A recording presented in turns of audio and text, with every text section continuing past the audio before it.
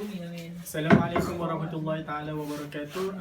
Hari ini saya Muhammad Imran bin Muhammad Zairani dan bersama sahabat saya Abdul Hakim bin Abdul Hamid Zarawi. Okey, hari ini insya-Allah kami akan menerangkan sedikit tentang tafsir surah Al-Kahfi.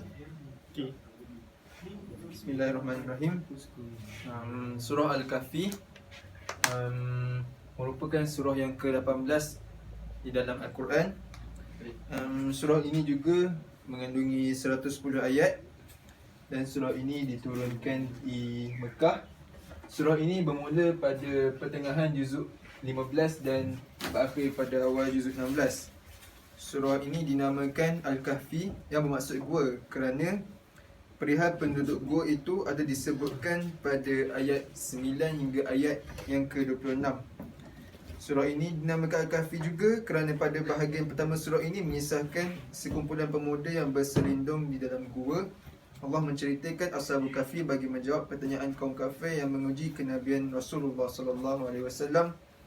Golongan Ashabul Kahfi ini terdiri daripada 7 orang pemuda yang beriman kepada Allah. Jadi ini seterusnya asbabun nuzul surah Al-Kahfi. Dalam satu riwayat ada dikemukakan bahawa kaum Quraisy telah mengutus An-Nadr bin Al-Harth bin Uqbah bin Abi Mu'ith kepada pendeta Yahudi Madinah untuk bertanya tentang kenabian Muhammad dengan menceritakan sifat-sifatnya dan segala sesuatu yang telah diucapkannya. Orang-orang Quraisy beranggapan bahawa pendeta-pendeta itu adalah ahli di dalam memahami kitab yang telah diturunkan terlebih dahulu dan mempunyai ilmu pengetahuan tentang tanda-tanda kenabian yang mana orang Quraisy tidak mengetahuinya.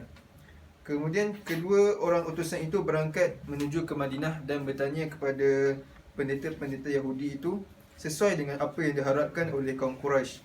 Lalu berkatalah pendeta itu kepada utusan Quraisy, tanyalah kepada Muhammad akan 3 perkara. Jika dia dapat menjawabnya, maka dia adalah seorang Nabi yang diutuskan. Akan tetapi jika dia tidak dapat menjawabnya, maka dia hanyalah orang yang mengaku menjadi Nabi. Tanyalah kepadanya tentang para pemuda pada zaman dahulu yang bermusafir dan apa yang terjadi kepada mereka kerana cerita tentang pemuda itu sangat menarik. Tanyakan kepadanya tentang seorang pengembara yang sampai ke Masyriq dan Maghrib dan apa pula yang terjadi padanya, dan tanyakan kepadanya tentang roh, apakah roh itu. Kemudian mereka pun berangkat menghadap Rasulullah dan bertanya akan 3 perkara tersebut. Rasulullah bersabda, aku akan menjawab tentang perkara-perkara yang kamu persoalkan itu. Tetapi Rasulullah tidak menyebut kalimah insya-Allah, ke mana kalimah tersebut bermaksud dengan izin Allah. Dan kemudian mereka pulang kesemuanya. Rasulullah menunggu penurunan wahyu kepadanya. Dikatakan Rasulullah menunggu wahyu tersebut selama 15 malam. Tetapi Jibril tidak juga kunjung tiba, sehingga orang Mekah tidak lagi yakin kepada Rasulullah. Rasulullah merasa sedih kerananya dan baginda juga tidak tahu apa yang harus dikatakan kepada kaum Quraisy. Pada suatu ketika Jibril datang membawa surah Al-Kahfi yang di dalamnya mengandungi teguran kepada Nabi di atas kesedihannya yang disebabkan oleh perbuatan mereka. Surah Al-Kahfi ayat 6 di samping menerangkan tentang pertanyaan yang diajukan oleh kaum Quraisy kepada Nabi tentang pemuda yang musafir, iaitu surah Al-Kahfi ayat 9 hingga 26, dan seorang pengembara iaitu pada ayat yang ke-83 hingga 101, serta firman Allah tentang roh. Firman Allah tentang roh ni pada surah Al-Isra ayat 85. Hadis ini diriwayatkan oleh Ibnu Jarir dari Ibnu Ishaq dari seorang alim berbangsa Mesir dari Ikrimah dari Ibnu Abbas. Seterusnya asbabun nuzul ayat 6. Dalam suatu riwayat ada dikemukakan bahawa pembesar-pembesar Quraisy, antaranya Utbah dan Syaibah bin Abi Rabi'ah, Abu Jahal, An-Nadr bin Al-Harth, Umayyah bin Khalaf, Wa'il Al-Aswad bin Al-Muttalib dan Abu Bukhturi bersekutu untuk melawan Rasulullah. Oleh sebab itu Rasulullah merasa sedih di atas sikap mereka ini yang tidak mendengar nasihatnya yang baik. Maka turunlah ayat ini, iaitu ayat 6, sebagai teguran di atas kesedihannya. Hadis ini diriwayatkan oleh Ibnu Marduwai dari Ibnu Abbas. Dan seterusnya asbabun nuzul ayat 23 hingga 25. Ibnu Mardawai juga meriwayatkan dari Ibnu Abbas bahawa ketika turunnya ayat ini, ada orang yang bertanya, ya Rasulullah, 300 tahun atau 300 bulan. Maka Allah menurunkan ayat yang berikutnya, sini nawazdadu tis'a, iaitu 9 tahun lebih. Diriwayatkan oleh Ibnu Jarir dari Ad-Dalhaq dan Ibnu Mardawai dari Ibnu Abbas. Dalam riwayat lain ada dikemukakan bahawa Nabi pernah bersumpah, setelah 40 malam berlalu barulah Allah menurunkan ayat ini, iaitu ayat yang ke-23 hingga 24, sebagai peringatan agar apabila bersumpah hendaklah diikuti dengan kalimah ataupun ucapan insya-Allah. Ayat yang ke-28 juga, asbabun nuzul dia, dalam satu riwayat ada dikemukakan bahawa pengakhiran ayat ini, iaitu ayat yang ke-28,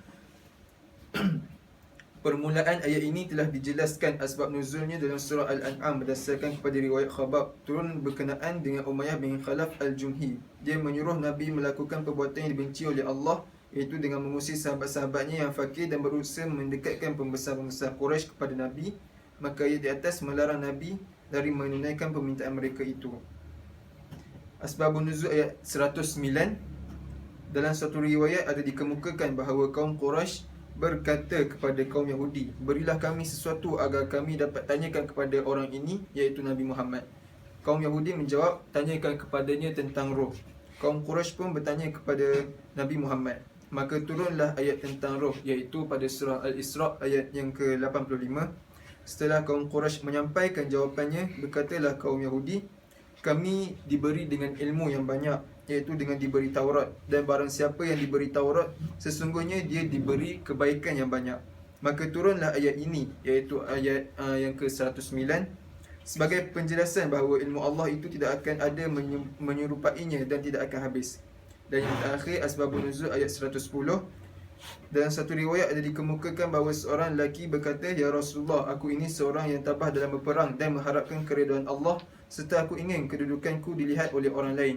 Rasulullah tidak menjawab sedikit pun, sehingga turunlah ayat di atas sebagai pegangan kepada orang-orang yang mengharapkan keridhaan Allah. Diriwayatkan oleh Ibnu Abi Hatim dan Ibnu Abi Dunya di dalam kitab Al-Ikhlas dari Tawus, dan hadis ini mursal. Yang seterusnya, ciri Makiyah.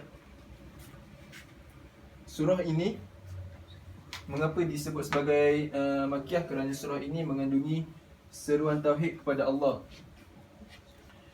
Yang seterusnya, surah ini, kandungan surahnya terdiri daripada perkhabaran tentang kisah-kisah para nabi dan perilaku umat terdahulu kala, seperti kisah Nabi Musa dan Nabi Khidir.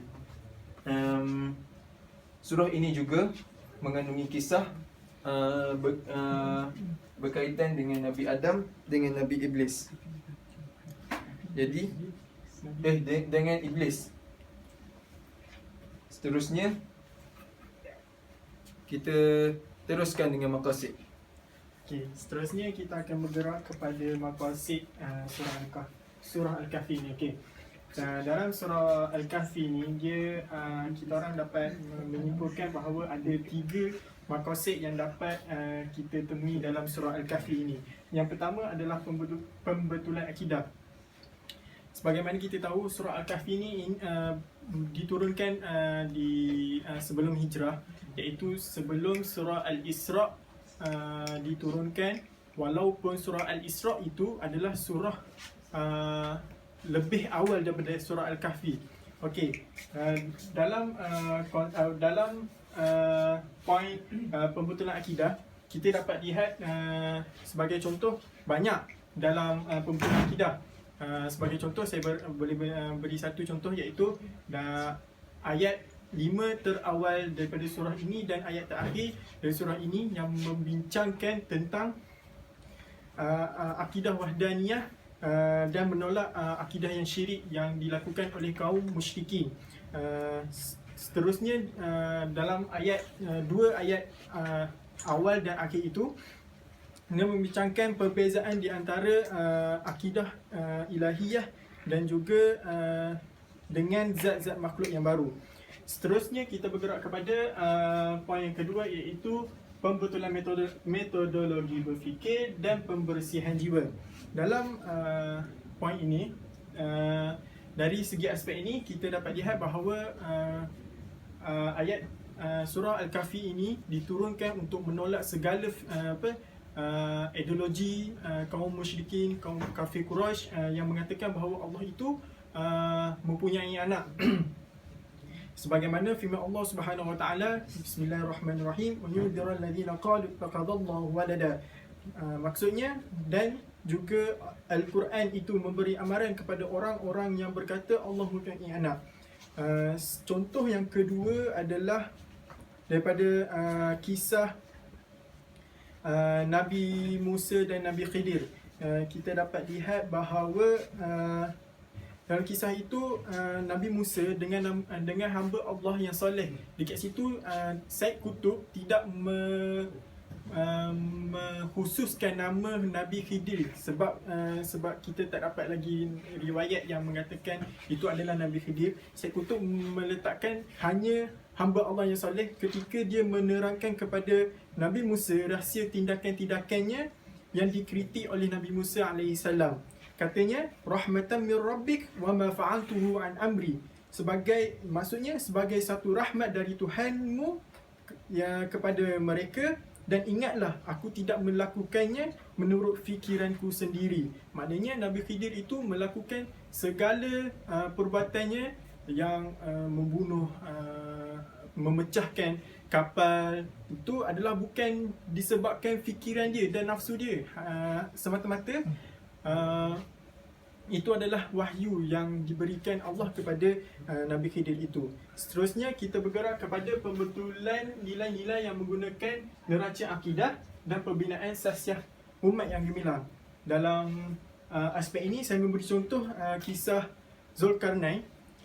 Beliau itu tidaklah disebut sebagai raja, tetapi beliau disebut dalam Al-Quran kerana amalan-amalannya yang beliau melakukannya bukan kerana dia punya kekuasaan dan mahu riak dengan kekuasaannya, tetapi dia memulangkan apa yang dia ada itu kepada Allah Subhanahu Wa Taala. Sebagaimana firman Allah Subhanahu Wa Taala, qala a'udzubillahi minasyaitonir rajim, bismillahirrahmanirrahim, qala hadha rahmatun min rabbi fa idza jaa wa'du rabbi ja'alahu dakka wa kana wa'du rabbi haqqan. Maksudnya, setelah berkata Zulkarnain, ini ialah satu rahmat dari Tuhanku, dalam pada itu apabila sampai janji Tuhanku, dia akan menjadikan tembok itu hancur lebur, dan adalah janji Tuhanku itu adalah benar. Di situ kita dapat lihat bahawa